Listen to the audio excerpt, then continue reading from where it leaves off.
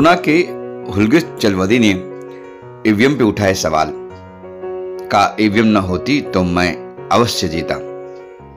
मुंबई में हुई press conference में कई खुलासे किए हुलगिस चलवदी ने। नमस्कार, जय भीम। मैं हुलगिस चलवदी बहुजन समाज पार्टी महाराष्ट्र स्टेट का जनरल सेक्रेटरी हूँ। बात करें ईवीएम, आप कर रहे ईवीएम की बात कर रहा हूँ मैं, तो क्या लगता है घोटाला हुआ ईवीएम से? ईवीएम के वजह हारे हो या किस तरह का करिए? यहाँ पे मैं सभी मेरे उपस्थित पत्रकार भाइयों बहनों से मैं कहना चाहूंगा, ईवीएम हटाओ, भारत देश बचाओ। ईवीएम हटाओ, भारतीय संविधान बचाओ। ये मेरा नारा है। इसलिए नारा है, जब से अपने देश में ईवीएम मशीन आई है तब से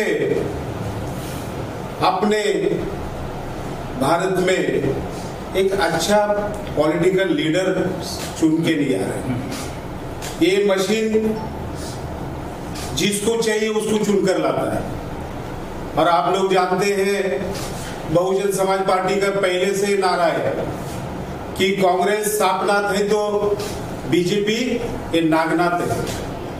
ये दोनों एक ही पार्टी है। ये दोनों का जो बाप है ये एक ही है।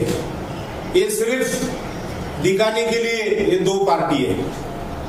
आपको यहाँ पे कहने में मुझे कहना चाहिए कि इस देश में 1984 में 14 अप्रैल को मान्यवर कांशीराम साहब ने जब पार्टी का निर्माण किया, बहुजन समाज पार्टी का, ये निर्माण इसीलिए किया, भारत देश में जो 15% लोग 85% लोगों के ऊपर रूल करते हैं और 85% लोगों के ऊपर जुल्म करते हैं, इसलिए पार्टी बनाई गई थी। ये पार्टी का मुख्य उद्देश्य था एससी, एसटी, माइनॉरिटी, ओबीसी ये सभी को हुकुम में लाने के लिए ये पार्टी बनाई गई थी।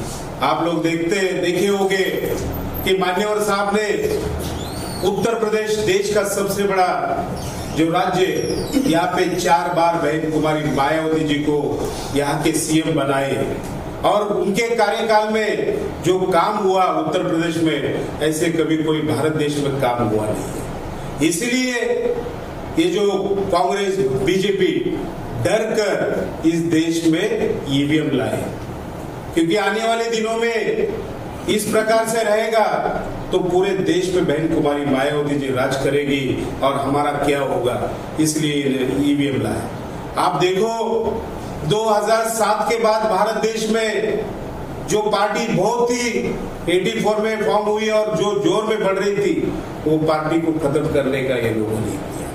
तो मैं बोलता हूं, इतना ही नहीं कि हर अच्छे जो संविधान के साथ चलने वाले, डेमोक्रेसी के साथ चलने वाले, जो बाबा साहब के, फुले जी के, शाहू महाराज के विचारों पे चलने वाले को ये लोग किसी न किसी तरीके से पॉलिटिकली उनको हैंडीकैप कर रहे हैं।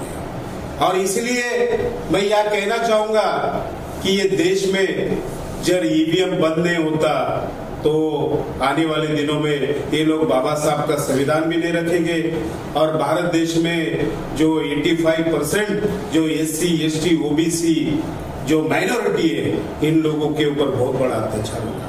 तो मैं यहाँ पे कहना चाहूंगा, ये जो बीजेपी है, कांग्रेस है, आप देखें कि राहुल जी गांधी ने इतना बड़ा भारत जोड़ो अभियान किया, उसमें कहीं भी उन्होंने ईवीएम हटाने के लिए न कहा, ईवीएम का नाम भी नहीं लिया। और आज आप देख रहे हैं कि भारत देश में इलेक्शन चल रहे, जो चुन के आने चाहिए वो चुन के नहीं आ रहे। आज मैं मेरे कॉन्स्टिट्यूंसी का बताऊंगा, मैं वडगांव शहरी से बीएसपी का कैंडिडेट था।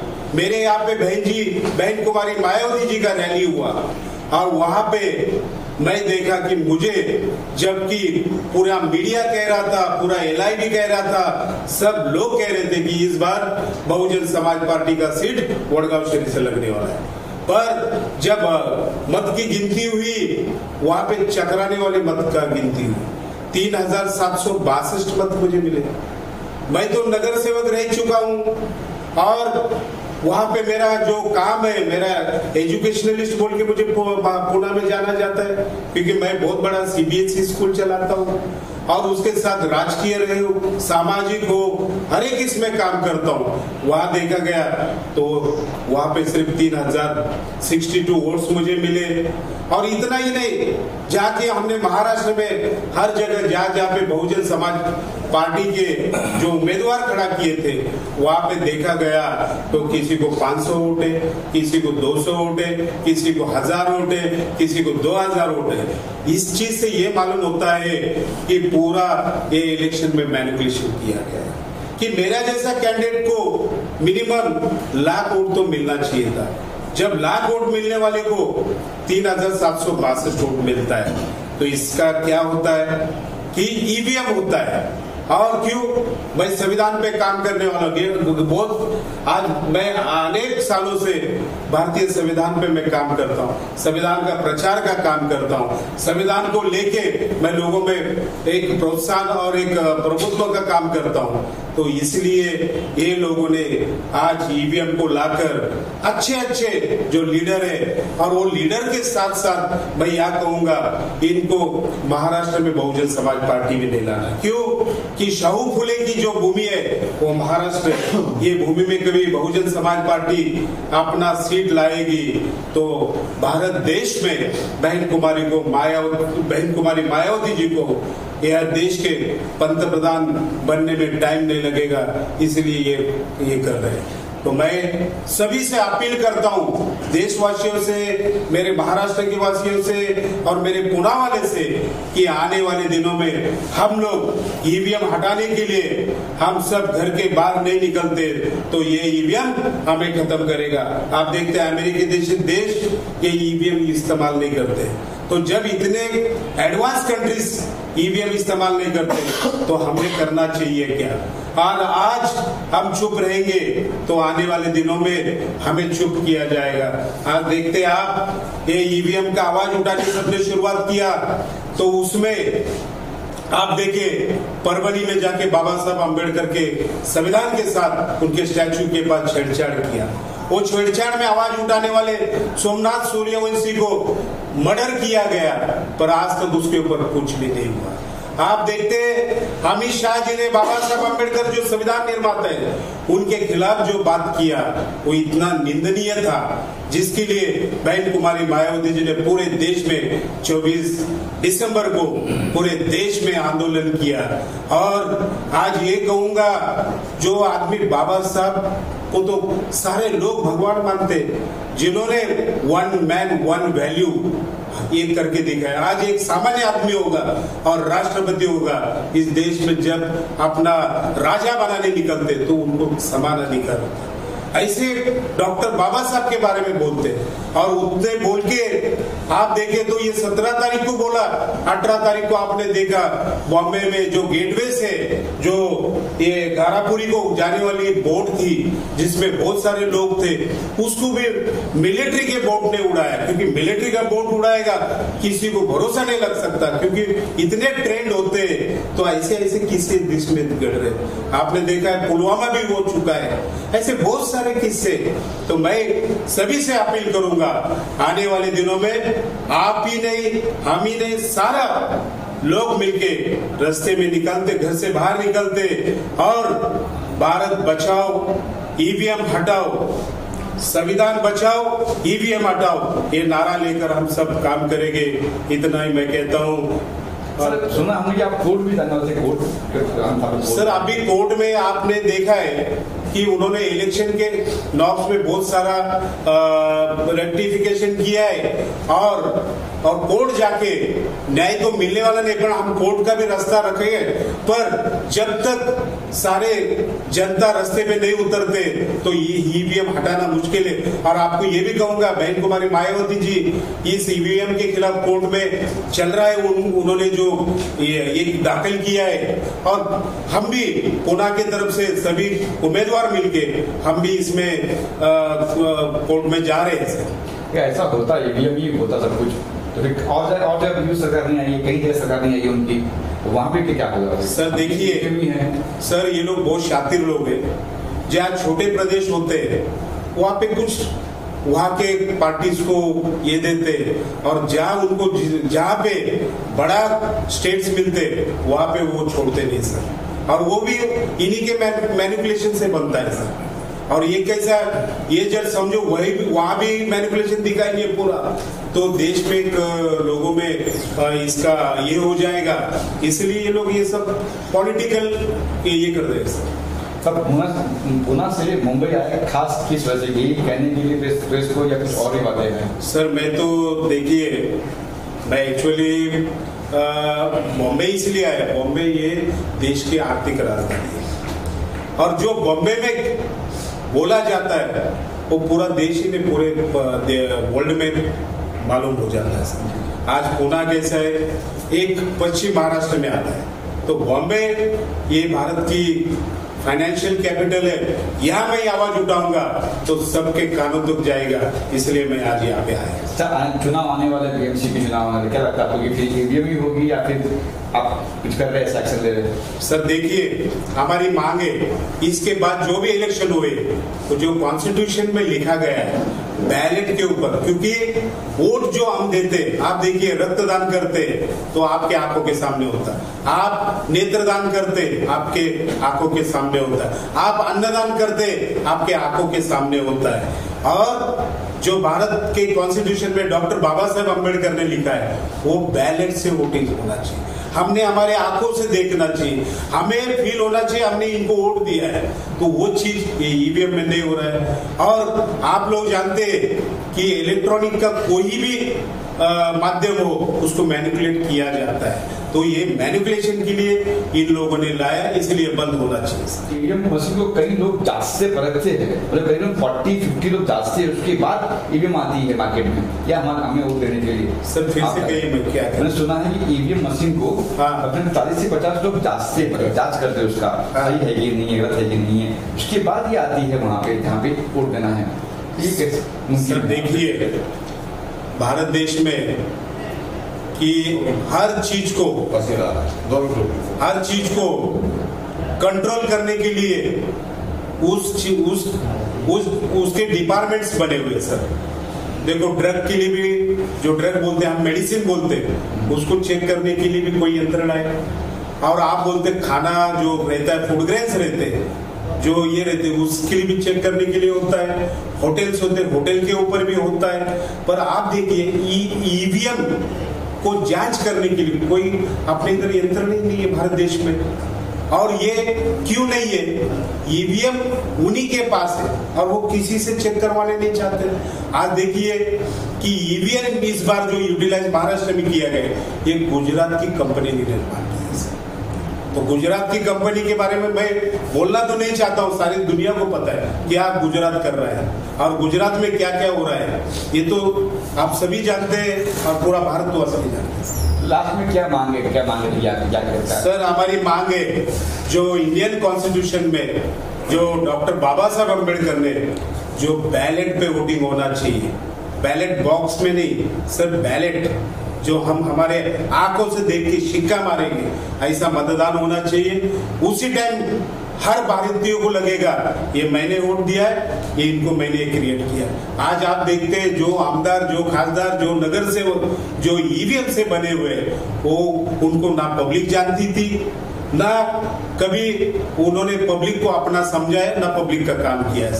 आप देख रहे हैं आज कि ईवीएम से बने हुए ये जो भी नगर सेवक, आमदार, खासदार है, उन्होंने कि देश का काम किया कि खुद की संपत्ति बढ़ाई, इसके ऊपर आप देखिए। भविष्य में आंदोलन करने वाले बस ईवीएम को लेकर? सर अभी देखिए हम लोग, ये तो आज का मेरा शुरुआत है, मैं आज के बाद हर दिन एक ही काम करूंगा सर, मेरे पार्टी के लोगों को लेकर, जो हरे हुए उम्मीदवारों को लेकर। और सर मैं अकेला बहुजन समाज इसमें पीड़ित नहीं हूँ, बहुत सारे पार्टी भी पीड़ित है, बहुत सारे पार्टी भी पीड़ित है और बहुत सारे इंडिपेंडेंट कैंडिडेट भी पीड़ित है।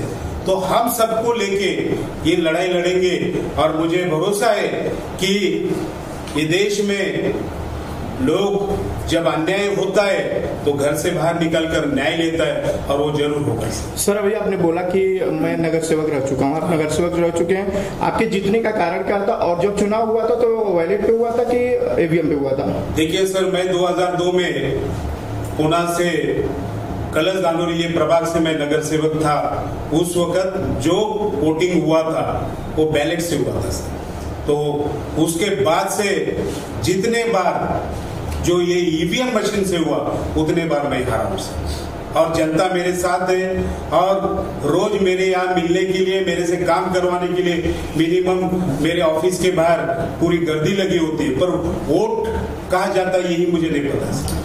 ईवीएम में भी बटन दबाने पर आता है कि किस पार्टी को, किस चिन्ह को आपने वोट किया। आप कैसे कहते हैं कि बैलेट पेपर सामने होता है, ये नहीं होता है? टेक्निकली आप कुछ प्रूफ कर सकते हैं कि? सर देखिए, आप जो कह रहे हैं वो इलेक्ट्रॉनिक मशीन पे दिखता है सर। आज आप घर में टीवी लगाओगे, टीवी लगाने के बाद जो पोस्टर आपको अभी दिखेगा टीवी लगाने के बाद, वो कुछ देर के बाद डिसअपियर होता है सर, दूसरा आ जाता है। तो उसी प्रकार से सर ऐसा आता है कश्मीर और झारखंड बीजेपी क्यों हाथ से जाने? सर मैं इसके पहले भी आपको कहा कि वो लोग पूरा ही मैनिपुलेशन नहीं करते सर, क्योंकि जो राज्य में ज्यादा सीट्स होते हैं तो वहीं पे वो लोग ये करते हैं, क्योंकि वो शातिर लोग हैं। आपको मैंने कहा लोकसभा चुनाव में जो प्रतिष्ठा की सीट थी, उत्तर प्रदेश की सीट है, बीजेपी ने जानबूझ के गंवा दिया था सर। वो ये तो मैं कहूंगा जानबूझ के ही गंवाए उन्होंने सर, क्योंकि पब्लिक में अवेयरनेस नहीं आना चाहिए, पब्लिक को ये उनका जो चोरी है पकड़ा नहीं जाना चाहिए, इसलिए ये मैनिपुलेशन करते हैं सर। लेकिन ये एलिगेशन एक बार भी किसी ने साबित नहीं किया कि जो ये ईवीएम मशीन है उसके चलते ये सब हो रहा है। कंप्लेन तो बहुत से आया है, लेकिन एक बार नहीं प्रूफ हुआ। टेक्निकल एक्सपर्ट्स जो है उन्होंने कहा कि ये संभव ही नहीं है। आप बोलते हैं जिसको जांच करने की कोई मशीन नहीं है, तो जब ईवीएम मशीन जांच करने की मशीन नहीं है, कोई एक्सपर्ट नहीं है, तो उसमें फ्रॉड करने की मशीन एक्सपर्ट कहां से आ गए? सर देखिए, जिन्होंने आज तक इसको साबित करने का कोशिश किया वो लोग आज तक किसी को मिल नहीं रहे। जिसकी लाठी उसकी भैंस, इस प्रकार से आज कांग्रेस की सरकार की तो उनकी लाठी और उनकी भैंस कहाँ चलेगी? सर मैंने तो आपको क्या बोला, उनकी भैंस को किसने भगा दिया? सर देखिए, मैं आपको कहा इसके पहले, दोनों भी एक है, दोनों भी एक है। मैंने बोला आप बोलते हैं गुजरात की सरकार है, गुजरात के जो है आप अडानी पर कर रहे हैं क्लियरली बात, तो अडानी की जो कंपनी है कई कांग्रेस शासित प्रदेशों में भी तो अपना काम कर रही है, तो वहाँ के लिए कोई कुछ नहीं बोलता। सर देखिए, मैं बोला ना सर कि आज जो सरकार चल रहा है ये अडानी और अंबानी जी का सरकार है सर। और मैं आपको ये भी बोला कि पहले भी जब चल रहा था हम लोग कहते कि कांग्रेस को सांपनाथ कहते और बीजेपी को नागनाथ कहते, कि ये दोनों का मैनिफेस्टो एक है। सर यूपी में उसी नागनाथ के भरोसे आपकी मायावती बहन ने 2 बार सरकार बनाई थी सर। ये तो आरोप है सर, आरोप है कि आरोप है सर। देखिए, सरकार उनके समर्थन से बनी है, आरोप है। नहीं, सरकार जब बनी है, देखो सर कि सुनिए, 2.5 वर्ष का था जब मायावती जी का 2.5 वर्ष पूरा होगा, उन्होंने विड्रॉ कर दिया कि नहीं हम नहीं आपको समर्थन देंगे। देखिए सर, ये बात है बहन जी की बात, दोनों पक्ष को साथ में लेकर एलिगेशन लगाइए ना सर। देखिए, मैं तो सीधा ही कहता हूँ, कांग्रेस सांपनाथ और बीजेपी नागनाथ। और आपको ये भी कहा है कि ये दोनों एक ही बाप के बच्चे, और वो ठीक है, वो आपका अधिकार है, जो कहिए बाप के दादा को कहिए, उससे हम लोगों का कोई अधिकार नहीं बोलने का। जहाँ उनका गढ़ है, जहाँ जो है बसपा की स्थापना हुई, वहाँ तो उनका आधार खिसक रहा है, तो वहाँ तो कुछ नहीं हो रहा है। यहाँ जब खाता ही नहीं खुला है, तो इसमें आप बोल रहे हैं कि ये हुआ वो हुआ, तो आपके जो एलिगेशन है उसका कोई आधार बनता है क्या? मैं इतना ही कहूँगा सर, आप जो बोल रहे थे भाजपा के, सर हम आप ही के पक्ष नहीं बोल रहा हूँ सर, सुनिए ना। नहीं, हम ये ऐसा इसलिए बोल रहे हैं ताकि हम पर कोई ये ब्लेम नहीं करे कि आप पक्षपात को रिपोर्ट लिख रहे हैं या बोल रहे हैं। हम क्रिटिसाइज इसलिए आपका कर रहे हैं ताकि सही बात आप समझ सकें। आप अपनी पार्टी के लिए, मायावती जी के लिए समर्पित है, बात अलग है, लेकिन जो फैक्चुअल जो तथ्य बात है उसको देखकर आप बात कीजिए ना। सर मैं इतना ही कहूंगा, आपका सवाल का जवाब बैलेट से मतदान हो गया यूपी में दिखेगा कि किसकी सरकार आती है। मनमोहन सिंह जी को मैं श्रद्धांजलि अर्पित करने आया हूँ। अमित शाह जी ने जो बाबा साहब के किया था उसके बारे में मैं निषेध करने आया हूँ। हमारे पीके सोलंकी जी हमें कुछ डबिंग के लिए भी करने के बोले थे। मैं उनको पहले बोला जब तक ईवीएम का मेरा संघर्ष नहीं होता मैं आपका फिल्म का काम बाद में करूंगा, पहला ईवीएम से करूंगा। तो उनके एक्टिव के प्रोड्यूसर किस तरह से? सर नहीं, वो तो हमारे पीके सोलंकी जी के प्यार की वजह से करते हैं सर।